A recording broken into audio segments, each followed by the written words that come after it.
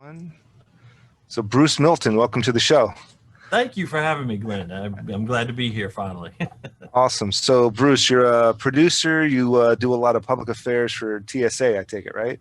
Correct. So my day job is I'm in the TSA TV studio for TSA's public affairs office, and the side gig is producer, and I've produced several short films and a feature-length film that's currently on Amazon Prime. But that's the side gig. Awesome. What's the show on Prime again? It's called Capgra. We did it in it's CAPGRAS. Oh, Capra. Yeah, it's the true definition is it's a not disease, but it's a condition where a person feels like they are another identity or something like that. Mm-hmm. We shot and filmed it in 20, I want to say 2012, 2011, something like that, and stuff. And so Matt Giordano was my writer director on that. He's a guy from Richmond. And funny enough, we met at a Virginia Production Alliance event where I was looking for material to produce, and we happened to get in a conversation. He said, "Hey, send me," and I liked him. And at the time, he was a student. He went to Savannah College, Art and Design, and he just graduated actually. And so I was like, "Send me some stuff," and I read some of his scripts, and there was something about it that I just gravitated towards. And I said, the one that he actually sent me was not commercial at all. And I was like, we can't do this. Do you have anything that like is like four people in a house we could do? And it wasn't exactly that, but he sent me Capra, which was very easy to do on an indie budget, basically. Yeah. And so we did it. We shot in Richmond, in Northern Virginia, in the northern neck of Virginia, where we had this great place called Nominee Hall that has since burned down. And so now our film and the footage associated with it is the only catalog of that place, actually. And so we filmed there. And at the time, I not only had my day job, but I was also expecting my second child. So I was in and out and driving back and forth and stuff. But it was a great experience, and I loved working with Matt. And we eventually finished the film, did a little bit of a premiere, shopped it around some festivals. It didn't get a lot of traction, but we met a distributor who, Indie Rights, who then got it on Amazon Prime, and so you can see it there. Awesome. Now, was that shot? I didn't catch. Was that shot during quarantine or before? Oh, way before. Way before. Yeah. This is if my son's 7 now, so it's 7 years ago now. Wow. Which doesn't seem, it's when I say it, I'm like, wow, 7 years ago, God. But it was almost like that long. It took probably from pre-production, he and I hammering out, he worked on the script and got it nice, to actual production, and then post and finishing. It was about 2 years or so, 2 or 3 years or so. Awesome. Fantastic. Well, yeah, Capgra. Mm-hmm. Yeah. I'm seeing that on my notes here. Yeah, and Evenfall. Mm-hmm. So Evenfall was my first foray into producing, actually. So I'd done the DGA's assistant director program in New York. I got accepted. I went up there, did stuff like Big Daddy. I was an AD for Big Daddy, Sex and the City. Got the honor of meeting one of my heroes, Christopher Reeve, because at the time he directed the TV remake Rear Window. We shot that he was also in. That he was also in. Okay. Yeah. And so I met him, Daryl Hannah, and all that stuff. We shot in Yonkers, New York, which was a hike from the city. Yeah. But I did like a week on that. So I was in the program, and I did productions that were in New York. And then about the program is 2 years, and I didn't finish the program because working on Sex and the City, I got burned out. And at that point, I was like, you know what? I know that I want to be a producer. I just need to start producing. So I left the program and sort of didn't know what I wanted to do. At that point, I went to LA for a little bit to figure out if I wanted to be there. I didn't. I came back here to Northern Virginia because I frankly got a job working at a post house. And I worked at that post house for almost 10 years. And while I was there, I met a gentleman named Keith Jodewin who has his own company, Sapling Pictures. And Keith and I became great friends. We're really close to this day. And he wanted to do narrative fiction. and get stuff going. And he heard about me and what I do, and he was like, let's collaborate. And so one of the earliest things he wrote was this short called Evenfall that Mhm. told the story of a female spy, because this is like 2003 or Yeah. so, right at the height of Alias and this kind of Oh yeah. thing. And he wanted to focus on a female spy and do a thriller. And at that time, you probably remember this. At that time, shorts were like a calling card in a way. Yeah, and it's funny you mentioned that, because me and a couple of colleagues are trying to knock out, a couple of shorts, and now I had a number of previous guests that are doing anthology films. Like that's kind of like the new Yep. semi calling card, or just taking those calling cards that never went anywhere and just like jam packing two or three, four of them into a feature. Packaging it. Yeah. But yeah, like that's what got Napoleon Dynamite kicked off, was a short. Yep. Oh, there was another one. I was just thinking about it. I don't It'll know if oh was Juno one. No, I don't think Juno no, was. I it starts with a J. I know what you're talking about. But THX 1138 was a short, which turned Right. into Lucas's feature, which kind of was kind of like his gateway into Star Wars. Ah, jeez, man. But it's not what it used to be. Hardcore Yeah. Henry. That well, see, and Oh, then, yeah. and then New Media. It was like a bunch of little Hardcore Henry shorts turned into the feature Hardcore The Henry, feature. and now there's anthology films. But yeah, yeah. Back when shorts were calling cards. Yeah. Yeah, and this is right, like when HD was jumping off. So we touted that we were one of the first shorts to shoot in HD, which was the Sony Vericam, I think, at that point. And so we did that, and it was great. It was an amazing experience, and we did it. We shopped it and got it into some festivals and went around, but it never really materialized. And we did 2 other projects after that were shorts, but nothing feature wise. But he's still, Sapling Pictures is running to this day. They do various content, producing, much like you guys, Yeah. and that kind of thing. But oh yeah, I remember what it was now. It was Bottle Rocket was a short. Oh wow. I think it was like Sundance, and then and both Wilson, Owen Luke. and Luke Owen and Wilson Luke. were in that. And then so then that was like the calling card for the feature. Then they got Burt Reynolds in the feature, and then that was like their big independent debut. And And they the Wilson brothers, they're just now they're the Wilson brothers. But yeah, and Blair Witch, believe it or not, a lot of people don't realize they did a short. They did like the first 20 minutes. I think I remember that. Yeah. And they aired it on some IFC TV show, like, back in like 97, 98. And then they got another 60 grand, I think, to finish it. And then the rest is history for Blair Witch. But I'll never forget watching that too. I was in New York at the time, and down in Soho or near Houston, there was a little theater, like an independent movie theater. And I was like, I had a day off, and I was like, oh, I'll just go see this movie called Blair Witch. And I was both nauseated from the handheld shaky cam, but I was also impressed, because I was like, oh shit, like they did this, and I on a was shoestring budget. I was horrified. The girl I took to go see this, because there's all that hype. So I took this girl to go see it, and I guess she heard some of the hype. She never spoke to me again. I was horrified. I was blown away. I was blown away from that movie. I was in the Boy Scouts, so we would go camping out in the middle of nowhere. I was a lifer, so I didn't do Eagle. I just didn't do my project. So I'm with you. But yeah, I think I was a Hearts. What was a Heart, and then Life, and then Eagle. Heart, Life, Eagle. Yeah, I was like that. I was either Heart or Life or something like that when I got out. I never made Eagle either, but when the kids were tapping on that tent, I was like, dude, I'm done with this movie. I almost got up and left. Like, this is horrifying. These filmmakers are all the right nerves. Yeah, they did the right thing. All the right nerves. Yeah. So how would you say you've been impacted by the quarantine then? So I'll say my 2 lives. So in the side gig personal sort of life, that was ESPN. That's okay. Turn that off.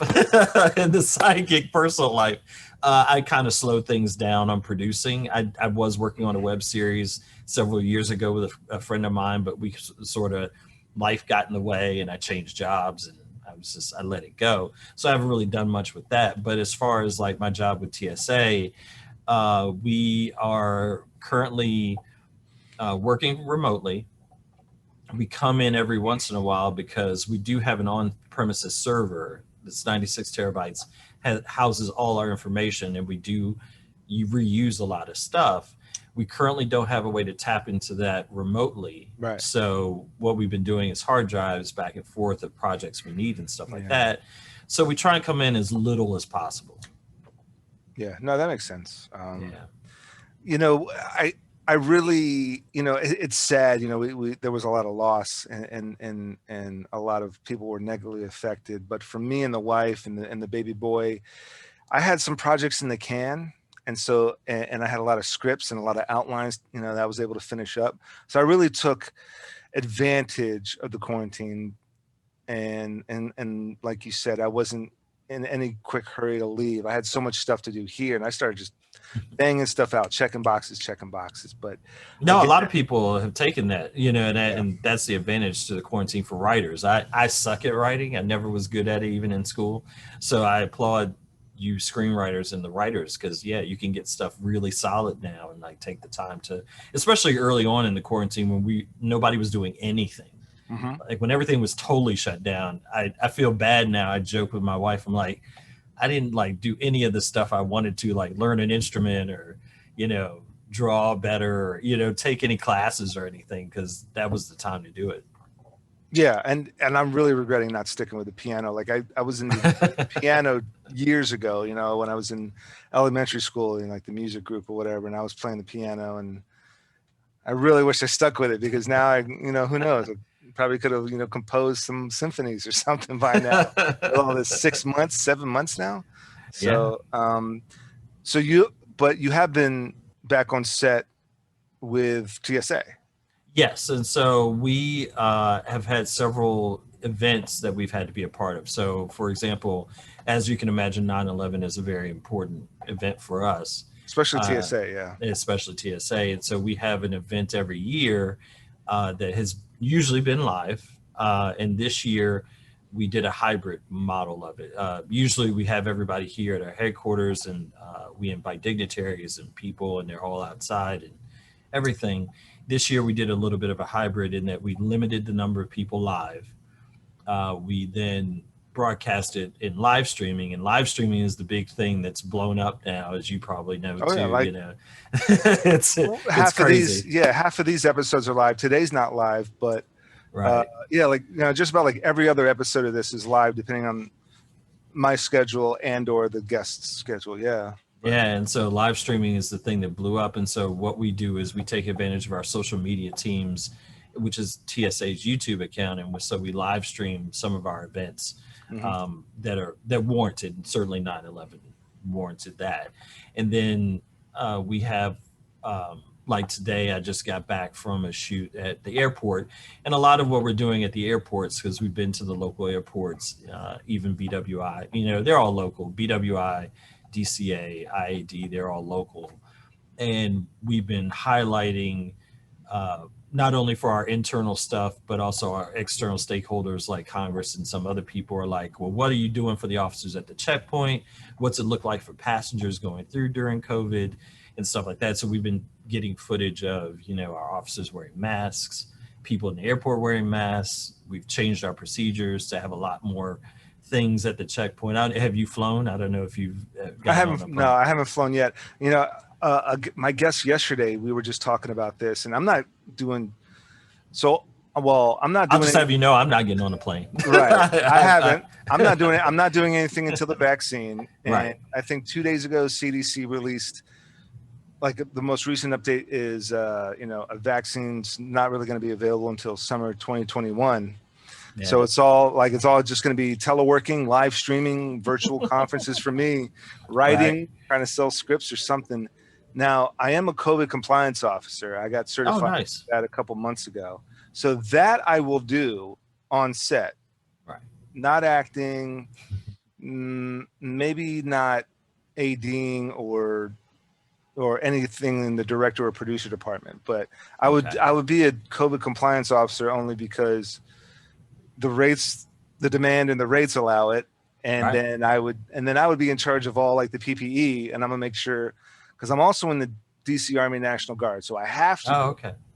Thank you for your service. And thank you for your support. But unfortunately, I got to go. I have to report to them. And, we were out there all throughout end of May, June, July, just, Wow. just stuck out there and having to deal with what we had to deal with then, unfortunately. But it is what it is. No, at least as a compliant officer, you can roam. But with that, you can jump around. yep. You're just making sure everything is cool. So Yeah. no, So I'm with you.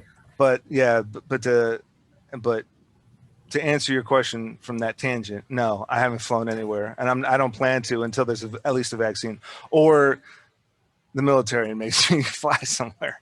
Right, I understand, and that's sort of like we aren't. There are sometimes when our administrator, we're very tied to the front office and senior leadership here, and our administrator has been very proactive about going out and seeing different airports. He's been to Chicago, he's been to Boston, he's been to Philly, and we've said we'll go anywhere in driving distance, like reasonable driving distance. So New York, yeah, okay. Philly, yeah, anywhere like that. But anywhere like Chicago, Boston, we got to fly. We're gonna have to find another way. Right. And another caveat to being a CCO is I'll drive to, New York, like maybe halfway down south, maybe not drive all the way out to Florida, but, maybe drive to Alabama, Richmond, New York, Jersey, Philly. I'll drive to those locations and then work the set. But like being stuck on that plane, you're just stuck in that capsule until it lands, And there, I saw some interview yesterday with the head of American Airlines, I believe it was, or something like that, was touting, the studies that have been done about air circulation in planes and how it's really safe and da da da. And I get it. I understand that.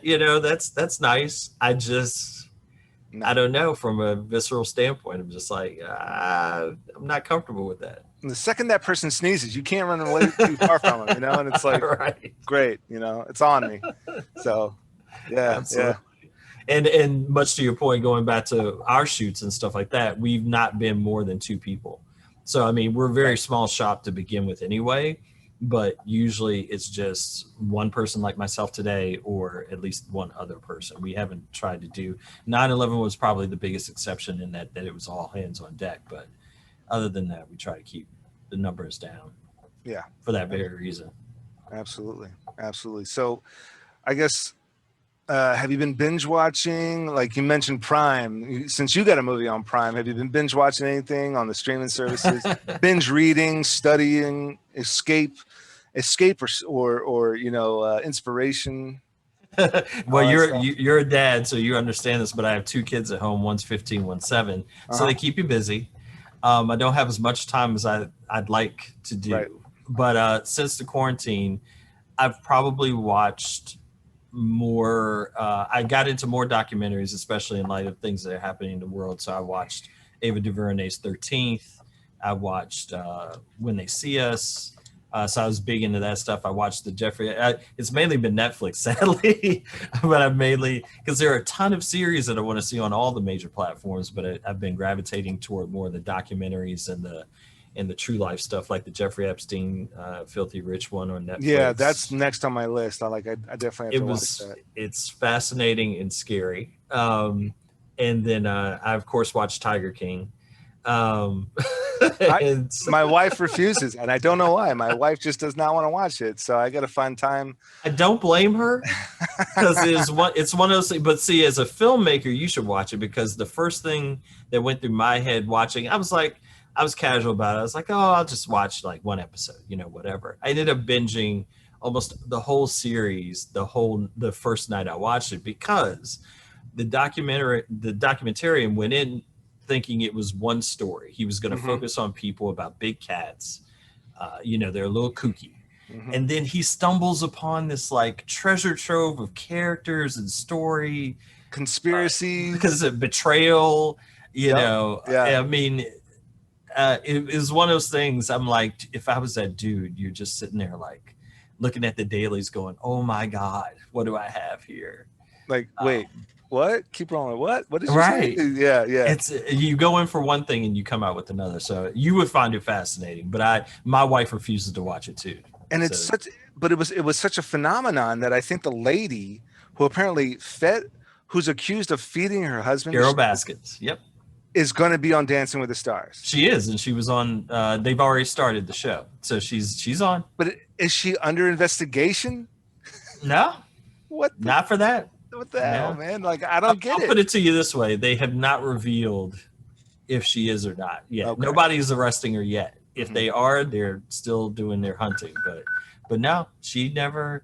Now the what happened was just a brief summary. She's accused of killing her former husband. She's married again now, but her first husband. And so his family, because she was the other woman, she stole him from his wife and children. And so those children in that family are suing her and, trying to, get her for something, because again, they feel, and then the coup de grace is on Dancing with the Stars. The first night I've read in an article that they paid for an advertisement to run during the commercial breaks of Dancing with the Stars that was like bad about her. Like, just because she was on the show, they were like, we're buying ad time, like, good to blast her. So yeah, I mean, not good. I mean, there's got to be something there. I'm not gonna dump on the woman. I haven't even seen the documentary yet, so let me not say good. But she's just as much a villain. She's just as much a villain, and that's the thing about the docu as a show. As that main guy. Yeah, as Joe. Like you at the end of it, watching it, they're all bad. Yeah. They're all bad. That's what I heard. Yeah. So that might have to be the next thing. Like sometimes there's series that it does not. I blew through The Boys season 1 probably in a day. Did you like it? Oh, incredible. Really? Okay. Like I'm a huge superhero nerd. I'm a huge superhero nerd too. I'm big on, like, I'm watching Agent Carter now, but The Boys was so good, so dark, so Carl. It goes the extra step of Watchmen. I've heard. Yeah. Yes. Like it goes well beyond Watchmen. And Carl Urban is beyond, like, amazing. He's been pretty dope in some stuff, like the Riddick series. Oh, he's amazing. I love him. And there was something else. I think, wasn't Carl Urban a villain in one of the Bourne movies? I think that was his debut, like his big debut. I think so. I think you're right. Yeah. I think he was one of But he'll always be, Bones, and then he did the Judge Dredd, remake. That's right. He was Judge Dredd. Thank you. Yeah. And you never saw his face. Like, nope. what an artist to do that, because Stallone refused to do that, and that's why, like, everybody hated Judge Dredd. But Carl Urban went that extra mile. Like, you're never going to see my face. It was all essentially like voice acting almost, and then costume acting. But no, the Boys, he just blows me away. That's my next one. And he's a human. Yeah. So, but yeah, like Tiger King might have to be like that one thing where I'm just like, leave me alone for a couple hours. Let me just knock this out. Everyone's talking about it still. It was because that was the big thing, I think, right when the quarantine hit. That was the big thing. Absolutely. And people are still talking about it, or they're still at aftermath. Because you can't believe that it is true. Like, you sit there. Well, what state? What state was it? Florida. So yeah, you can. Florida, yeah. I have a friend from Florida. He always says, "Oh, because it's Florida." Yeah, you can believe it. Yeah. But yeah, it's one of those things where you watch it, and even sitting here now talking to you, I'm thinking back, and I'm like, man, that show really like all that stuff that they document in the show. Not only are they real people, but all that stuff really happened, and so it's crazy. Yeah, and so now, like I'm 40, and me and my wife on 9/11, we're talking about it, and we can still remember where we're at, and and which took me back 10 years. It took me back even 30 years when I was 10 and 15, and my grandfather would tell me about Pearl Harbor. And when we went into World War II, and my grandfather was, I think, already a Marine, so he just shipped out. Right. And my dad was telling me, like, when Vietnam happened, like, when he was waiting for that draft number, and it's like little things like that. And so, yeah, like, just thinking back, wow, that happened, and it's insane. And there was other stuff too. Like, we were just talking about all those things that we remember that actually happened when And Well, you're about, I mean, I'm 47, so we're not that far apart, but now Netflix has the documentary about the Challenger accident. And for I remember me, that. I totally remember the day. I remember where I was. Yep. I was in school. They wheeled in the TV because the first teacher in space, we were all watching it. So moments like that, we've always said that that was our Kennedy assassination moment. And, there's a new Netflix documentary about that as well. Yeah, that was 87 or 88. 86. 86. Yeah, yeah, and I remember that the line of smoke, and then the Mhm. little trails. Yeah, like that's it's certain images you're never gonna forget ever in your mind. And I remember the Twin Towers when they were the smoke, and then the crumbling, and it's just like waking up to that. I woke up to that, and I was watching like some Wow. god awful Steven Seagal terrorist movie the night before. So, and I was drinking, so I didn't even think anything of it. And I'm like focusing, and I'm like, is this still the movie? And I'm focusing. I'm like, this shit's live. And well, we just did a story. One of the people we focused on that I was doing a video of was a person that was 22 years NYPD. And on the day of 9/11, she had just left the city and was going back to Queens. And she did a night shift. And so she was driving back at like 6 in the morning.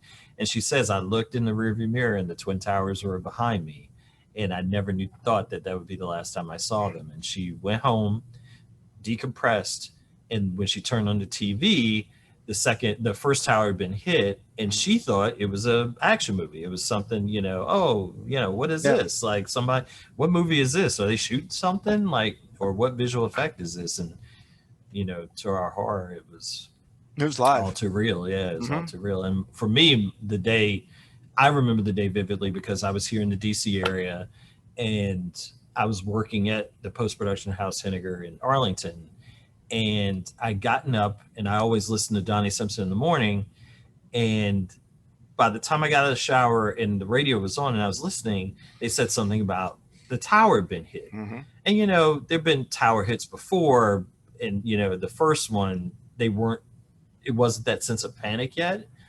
But by the time I got in the car and I took 110 up here, it's 110 to the Pentagon. Like you can either go to the Pentagon or go to DC. Hmm. And I took that route to 110. They closed it, and they were redirecting everybody across the bridge to DC.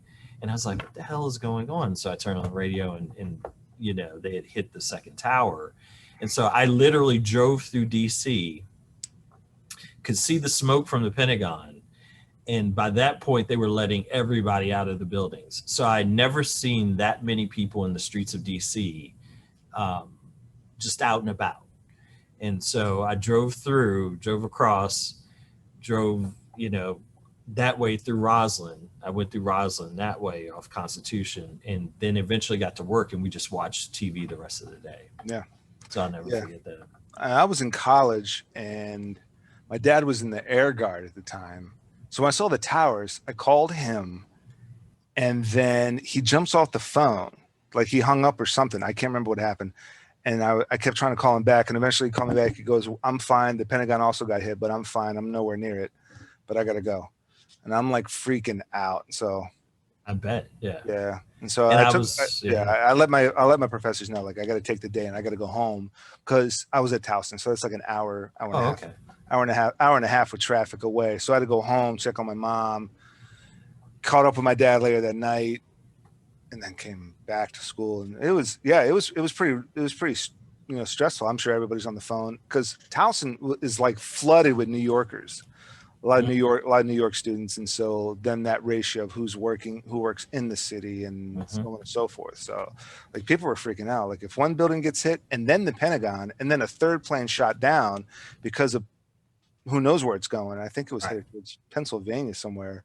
It got shot down in Shanksville, but it was actually headed back this way, is my understanding. Like It was a second one. Yeah. It was a second one headed towards DC area. Yeah. Yeah. So that was a nutty time. But We'll anyway, never forget it. yeah, never. And But- as living in New York, and I lived in New York for 2 years, it was Mhm. it was sad for me, just because like the towers were always my beacon. So Yeah. if we were shooting, no matter where we were shooting in the city in Manhattan, if you looked at those towers, I know that's south. You know, I would always look up and I'd be like, okay, that's south. And that's the thing for me. Yeah, crazy stuff. So, on a lighter note, hopefully, what's next on the agenda for Bruce Milton, the independent film producer? So, getting rid of my children. No. Kind of have to. Absolutely. No, I was joking with a colleague the other day because we had some ideas, and he's another filmmaker as well, Dan Deluca, and he has a lot of stuff. He's an actor. I know Dan Deluca. Okay. I worked with Dan Deluca. Yeah. Okay. So yeah, Dan's my boy. So he used to work with us. He has now taken another position at another federal agency, and we berated him the other day for doing so. But he and I had always talked about this other project about Louis Prima that we wanted to do. But Dan's busy with his new film. He's going to have another film coming out soon. And so I want to get that going on. I'm doing 2 podcasts myself now because everybody's doing a podcast. Everybody. I mean, like, now's the time, right? Right. So my one podcast is called the XM Podcast. We've done 4 episodes. We're going to tape again this weekend. That's where myself and 5 of my friends we all worked at Henniger together, but we're all professionals in the business. One's a colorist, one's a graphic designer, one's a sound guy, another's tech guy. We had this text chain going, and we all discussed like pop culture and nerd stuff and superheroes and TV, and we're like, we should turn this into a podcast, and so we did. So check us out on every major platform, and it's the Hen HENN podcast. Hen. Mm-hmm. And so Okay. I'm producing that. Producing a podcast with my daughter, actually. And it's funny you ask about like what did we watch during COVID. So we took the opportunity to trade off on things we've watched. So she's 15, and so she would subject me to Vampire Diaries and that whole universe, the Julie Plec universe. Okay. Because I'll literally watch anything. Like I can find most things, something redeemable about most things. And so she's like, well, watch this with me. So we watched those. And so now I have her watching Battlestar Galactica, the remake, not the 1980s version. Yeah. The 2000s. That'd be a little much. Man. I can't force that on her. Yeah. But during the COVID, we've been watching shows together, and we have our own podcast, TV with M&B, and we did a teaser and then 1 episode. It's on major platforms too, TV with EM and B. And we did 1 episode, but then with school starting now and things getting busy, we haven't recorded a 2nd episode, but we were going to go and take chunks of TV shows and talk about them. And so we started with the Vampire Diaries. And so we took episodes 1 through 4, and we were going to keep going that way and stuff like that. And so we've been talking about how to keep that going on. Those are the 2 major projects still in the personal life. And of course, the day job I'm still doing. Yeah. Still plugging away at the day job. So that, Yeah. I mean, well, it's a government job, right? Yeah. I'm a Govy. So, you know, Gotta pay the bills. It's a plethora of work and you know, income when it comes to the government. Well, listen, I got to disagree with Battlestar Galactica. I put so much into BSG and Lost, and they both were just great shows. 80s one or the 2000s BSG was great until the last season. You sound like her. It was just like Lost. Like her. Yeah. It was just like Lost. It was great, man. It was great until like, what? You sound just like her now. I Because mean, we're in episode 6 of season 4, and she's done. Like spoiler alert. Spoiler alert. The Chosen 4. Oh wait, there's a 5th. How do you know the words to All Along the Watchtower if it hasn't been like? You guys suck. It's stupid. It's bullcrap, dude. And her favorite character was Callie. Dude. And I made the mistake of not remembering that she dies. So with the episode where she dies and I forget her name, but when she kills her, my daughter's done. Like she was like, you lied to me. Like you didn't tell me that she would die. You said everybody was safe. And I said, I didn't say everybody was safe. Wait a minute. Callie was the Asian American, right? No, Callie was the chief's wife. And they had the baby. So she was a grunt with the chief, with Chief Tyrrell on the deck. So you're thinking Boomer. And Boomer, then Ann Athena and number 8.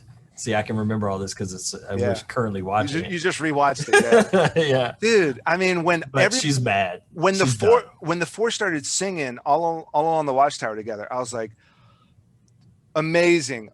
Like you kind of know, and then like, oh no, they land. They spoiler alert, they land on Earth, and I guess breed with Aborigines to make people. Like Caucasian, probably Caucasians and Africans, maybe. I can't remember. It's coming up, but I remember looking on Wikipedia to see evidently the 13th tribe. So those 5, were like Vikings. No, they were like Cylons, but they had left. Like they went to Cobol, and those 5, because of the war, those 5 in the 13th tribe left and went to Earth to start over because the war with the Cylons that they made was bad. So they made this utopia on Earth. But again, that tribe that looked like Aborigines were Cylons. I have to watch it again because I honestly don't remember Aborigines. I just remember them getting to Earth and it was a pile of ash. That's all I remember. No, at the very last episode, from what I remember, they landed on Earth, and it was like Australia. It was like the Australian island they landed on. See, I can't wait to get there because I totally don't remember that at all. I think you're thinking of the planet that they landed on right before Earth. They landed on a planet they thought was Earth, and it wasn't. And they called it New Caprica, and it all went to shit. It all went to bed. It all shit the bed. Yeah. Like because the Cylons found them and then started the occupation. When I get to the end, I'll write you. Don't even bother, man. That show, man. It kind of fell apart. It fell apart at the end. It was just like the same Lost formula. Like, oh, Lost made me mad. Like just say it's purgatory. Just building. Sorry, spoiler alert again. Just say it's purgatory. Yeah. I mean, just building plot, cliffhanger after cliffhanger, and mystery after mystery after mystery, till the point you can't answer any. You don't have enough answers for all these. What do you call it? Plot holes. It keeps us watching. It keeps us watching. We're like, how are they going to solve this? But exactly. But then they don't. Oh, you can't explain magic. Oh, you can't explain how to freaking write a show then, dude. Like, come on. Like and funny enough, I got to meet Carlton Cuse, one of the producers, because I did the Produced By Summit. I don't know if you ever heard the Produced By Summit. I think, yeah, that sounds familiar, yeah. But I went to one of the first ones, and he was one of the mentors that you got to rotate with and stuff. And the first thing he says right off the bat, because this was like in Lost Mania. Yeah. It wasn't the last season, but it was in the middle, and he was like, I can't answer any questions about Lost. Yeah. Don't ask me any questions about Lost. I can't tell you anything about Lost. And it's like, damn. Mm-hmm. Yeah. He's a nice guy. Great guy. Yeah. So what would you say is your view of the new normal? The new normal now is, and I think you touched upon it, but yeah, and I will say that it'll be a temporary new normal. Yeah. The new normal is that we get to a state where we're alone but together. So like we do things like this. Like I think forever technology has changed. I'd heard on the radio the other day or something like that the genie's out of the bottle because we're loath to let things go once we get them. So now that we've lived in this environment where we're doing Zoom meetings and WebEx and we're virtually meeting, and we don't have the need to have these hour-long meetings in person, and we don't need to see each other necessarily. It's nice to see each other face to face, but we can do these other things virtually. Yeah. I think that'll stay. I think that's part of our way going forward, that these kinds of things will be more, they won't go away. I won't say they'll be ubiquitous, because I think once we get a vaccine and once everybody feels comfortable being truly out in the world again, we're going to go nuts. Like, we're going to go totally crazy. Everybody's going to be packing every beach known to man, and we're all just going to be at Disney They World. already are. Well, yeah, they're stupid. Yeah, they're stupid. And my buddy's a firefighter, a DC firefighter EMT, and he calls me from the beach. He goes, "Dude, this place is packed. No one's wearing masks. I'm coming back, dude. Let's shoot something. I'm coming back." And I'm like, "I told you, man. Like, for us, we went to Corolla. We take an annual trip to Corolla at Outer Banks, North Carolina every year, and we decided to keep it because they didn't shut us down. This is in August, and so they said, we understand, and I think actually they would have kept our deposit anyway if we had backed out, but we went with it anyway because we were like, we'll just be very careful, and we were, it's just our family in the beach house. When we were out and about, everybody wore masks in the family because it's myself and some of our extended family. All of us kind of quarantined together. When you go at the beach, we wore masks, and when we got our little section, we would take the masks off and, go in the ocean and stuff like that. Mm-hmm. Walking back up to the boardwalk, mask. But he's not wrong. Like, there are tons of people that, to their credit, when you'd see people go into somewhere, they would wear a mask, but otherwise they were like, I'm at the beach. Yeah. Yeah. I mean, in my little cul-de-sac, even at the height of the quarantine, even in my little cul-de-sac, you got some people, going for walks with masks on, but I'm running. So I'm not going to wear a mask if I'm going to go, go do a 2-mile run. Right. But I was staying away from everybody. Right. Keep your distance. Other side of the road or whatever. But around that same time, if me and the wife would take a little stroll, with the baby in the stroller, then we'd wear a mask. But if I'm like running, like trying to get a hard work run, then no mask. And but at least you're distancing. I mean, I'm still distancing. I don't fault people that do that. At least you're going to avoid people. Like, the goal is, I don't get my germs on you. Right. However that takes shape, mm-hmm. That's cool. And so I think that, our new normal is going to be some extension of that. And I think once we're not going to truly get back to pre-pandemic levels, in my opinion, until at least 2022, when we get some kind of vaccine in, everybody feels comfortable. I think we all have to feel like we can then be out in the world like we used to be. Right. Yeah, absolutely. But I think the way we're doing things now is going to stick around. Well, listen, I mean, Avicii and Deadmau5 were doing Twitch DJ streams years ago. They started doing that years ago. And like online gaming, that's been around for 15. I remember when the Dreamcast came out, I want to say in like 2000, the Dreamcast came out, and that was like the first one where you could play video games online. Yeah. You couldn't chat, and there was no like webcam, but you were able to like text them, like, what was that? GG, good game, GG, GG. And I remember doing that, and that was 2000. So, yeah, you're right. Absolutely. VR is the Oculus and the VR systems were popping up. I want to say 2015, 2016. I think multi-platform. And I hope that it pushes the game manufacturers. Like, everybody has their next gen console coming out this Christmas. My hope is that we get more cross-platform stuff and availability that way, and that they realize we're all going to there'd be way more. I mean, Fortnite already in Battle Royale games blew that out of the water, and that just got worse not worse, but more people played as the pandemic hit. Mm-hmm. I think we're going to see more of that, but I hope that they realize that we want to all play together, mm-hmm. and more cross-platform stuff happens. That's what I want. Absolutely. And like you, my biggest moneymaker for the past 6 months has been live streaming industrial and corporate virtual conferences. Microsoft would have a week-long conference at the Marriott or the Gaylord. Well, mm-hmm. Now it's virtual. Right. And, Marriott, I wish Marriott was one of our clients, but it's more medical or financial clients, but the entities themselves. But it's instead of being at the Gaylord at the Marriott now, it's all virtual conferences, utilizing Zoom as the one camera or another. And the clients are gonna look at that and see we had just as many attendees online. We had all the same presenters and speakers with all the quality information, updated information, same attendance, but the budget for 2019 and the budget for 2020 is like 1/10 of that, with all the same results, and no one had to leave home.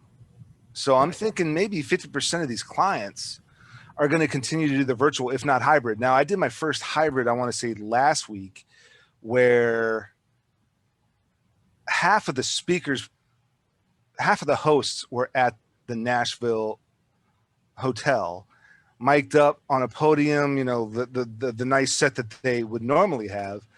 And they were mic'd up and the camera, but then those outputs and inputs were set into Zoom. Mm-hmm. And then they were talking and the attendees were virtual, but also presenters and speakers with the PowerPoints were virtual also. And so, you know, the hosts were looking at the presenters, but the attendees were all virtual, watching it on the platform, on the virtual platform. Yeah. And now but my first hybrid was, you know, kind of a mix. And I think we're going to see all sorts of different mixtures of hybrids and because 5 years ago I was doing conferences and there was that one guest that had to get Skyped in and no one knew how the hell to do that. Right. Now that's just going to be second nature, you know. Absolutely. Like there's going to be that box, there's going to be that tertiary plug-in, and an extra monitor for the virtual guest. And it'll really be incumbent upon some kind of technology maker, you know, in our space, in the broadcast space, it's like Teradeck and, you know, High Vision and some of the other ones that have really jumped on the live streaming of Wirecast. They were on that path anyway and stuff like that, but they need to make their technology better. And I think this is their opportunity to do so. Absolutely. Yeah. Absolutely. Yeah. Well, any last point, bit of advice, you know, last hopeful positive points to the great thing about the quarantine I felt has been the giving. You know, everybody's been super generous about giving to food banks and giving to people and stuff like that. I work with some nonprofits and I'm chairman of Project Discovery of Alexandria, which helps mentor kids in school and stuff like that. But in fact, we just had our first meeting. We were talking about what this means for students now. You hear all the news about, you know, not only are students facing virtual learning, but also they may be dealing with personal issues with like COVID affecting their home life. Who knows? They may have a sick family member with COVID, or, you know, they themselves may be sick or stuff like that. And then how that affects, you know, college, you know, what does that look like for them? Can they afford it? What are colleges doing, charging money for people that can't be there? Should they?